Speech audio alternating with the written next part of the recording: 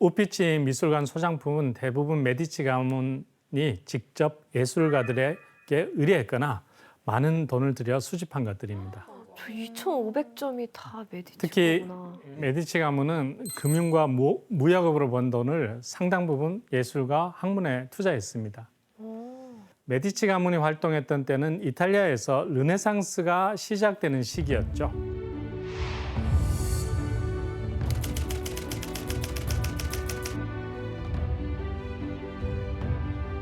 그리고 그 핵심은 바로 인간에 대한 재발견이었죠. 바로 이렇게 새로운 바람이 불어오던 때 메디치 가문의 투자가 시작되었습니다.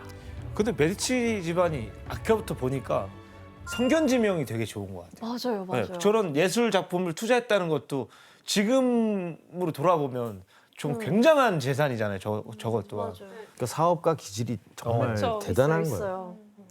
예, 맞습니다. 특히 르네상스가 한창이었던 15세기. 할아버지 코시모에게 엄청난 재산을 물려받은 로렌조는 예술가들에게 마음껏 투자했습니다. 당시 재료비까지 포함해서 수억 원의 비용을 주고 예술가들에게 그림을 의뢰하기도 했고요.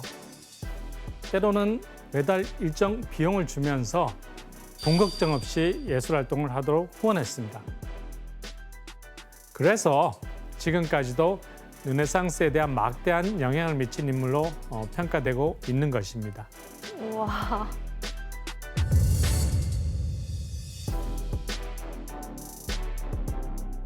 그렇다면 도대체 로렌조가 어떤 목적으로 예술가들을 이렇게 후원했을까요? 메디치 가문을 조금 더 포장하려고 그런 건가?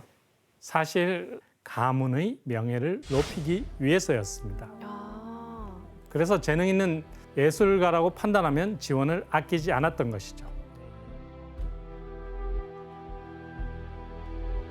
어찌 보면 그 예술가들을 더 훌륭하게 만들어준 장본일 수도 있겠네요. 그렇지. 예술가 입장에서는. 후원을 많이 해줬으니까. 네, 그렇습니다. 그래서 이러한 소문을 듣고 로렌조에게 예술가들이 몰려들었습니다. 그림을 하나 볼까요? 로렌조네. 로렌조.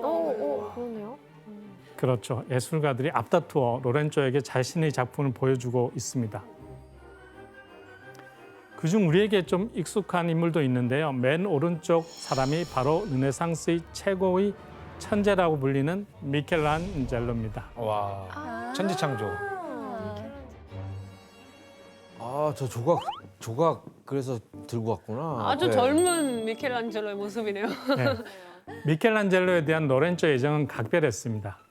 어릴 때부터 재능을 알아보고 고급 인문학 교육을 받게 해주는가 하면 매달 500만 원 정도의 돈을 지원해 주면서 마음껏 작업해봐라 이렇게 했던 것이죠. 미켈란젤로가 인체에 대해서 공부할 수 있도록 해부용 시체까지 공급한 것이 바로 메디치 가문입니다.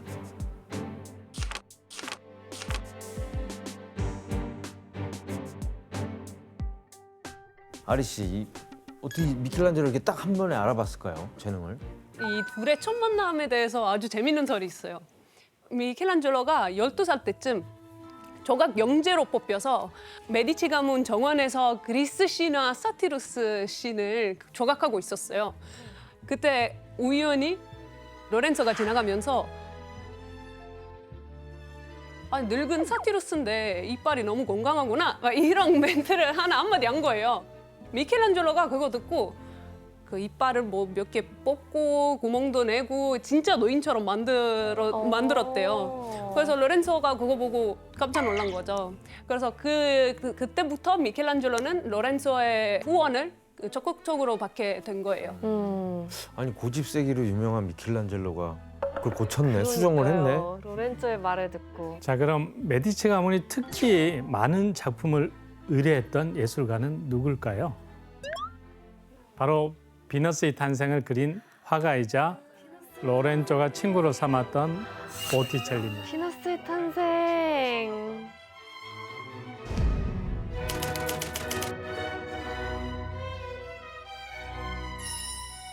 비너스라는 단어를 들었을 때 바로 생각나는 작품인 것 같아요. 맞아요. 굉장히 유명하죠. 비너스는 그때 당시 피렌체에서 가장 최고의 미녀였던 시모네타라는 여자였는데 보티첼리가 사실 이 시모네타를 작사랑을 해서 이 그림에 넣어준 거예요. 근데 시모네타는 유부녀였는데 그때 그 로렌초의 남동생이랑 불륜 관계였어요. 아이고. 보티첼리는 이제 메디치한테 후원을 받아서 사실 시모네타한테 다가갈 수 없었잖아요. 그래서 그냥 옆에서 몰래 짝사랑하면서 그냥 그림으로만 많이 그렸대요. 그런 스토리가. 우피치 미술관에는 비너스의 탄생을 비롯해 여러 개의 전시실에 걸쳐 보티첼리 작품들이 많이 전시되어 있습니다.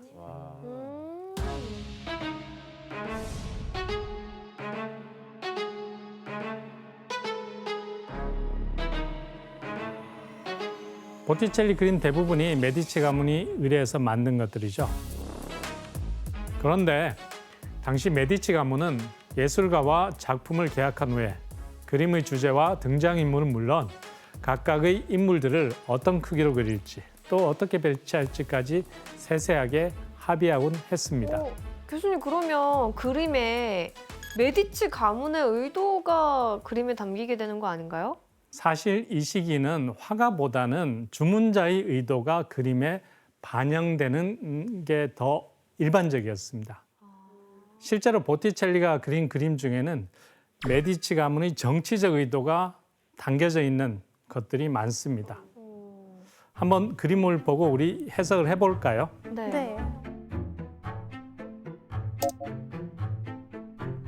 이건 보티첼리의 프리마베라, 이탈리아 말인데 봄이라는 뜻입니다. 근데 이 그림 안에 로렌초의 의도가 뭐가 담겨 있는 거예요?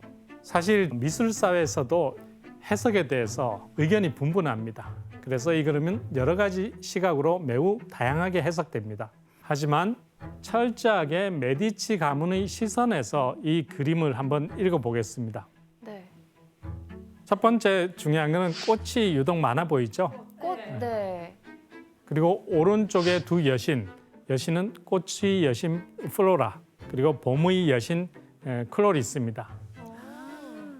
이 모든 것들이 피렌체를 상징하고 있습니다. 피렌체를 상징하는 꽃들. 또 선두에선 헤르메스 신이죠. 전령의 신이자 상업, 무역의 신이기도 합니다. 피렌체 상업하면 누가 떠오르나요? 메디치 가문입니다. 결국 이 그림의 의미를 종합적으로 분석하면 이 그림은 피렌체의 어두운 시기가 가고 메디치 가문이 이끄는 새로운 시대, 즉 봄이 온 것으로 해석할 수 있습니다. 오. 봄이 왔다. 그리고 메디치 가문의 의도가 아주 노골적으로 드러난 궁금하다, 그림이 이거. 있습니다. 그림 한번 볼까요? 네. 궁금하다. 이 그림은 보티첼리가 그린 동방박사의 경배라는 그림입니다. 그런데 이 그림은 사실 메디치 가문 가족 사진이나 마찬가지였습니다. 저 얼굴들이 다 메디치 사람들이에요? 다 메디치 사람. 아기 예수의 발을 닦고 있는 첫 번째 동방박사 로렌조 할아버지 코시모이고요. 붉은 망토 걸친 두 번째 동방박사 로렌조 아버지 피에로입니다. 그 오른쪽에 있는 세 번째 동방박사 암살당한 로렌조의 남동생 줄리아노. 줄리아노였죠. 오. 마지막으로 로렌조는 왼쪽에서 이 광경을 지켜보고 있는 것입니다.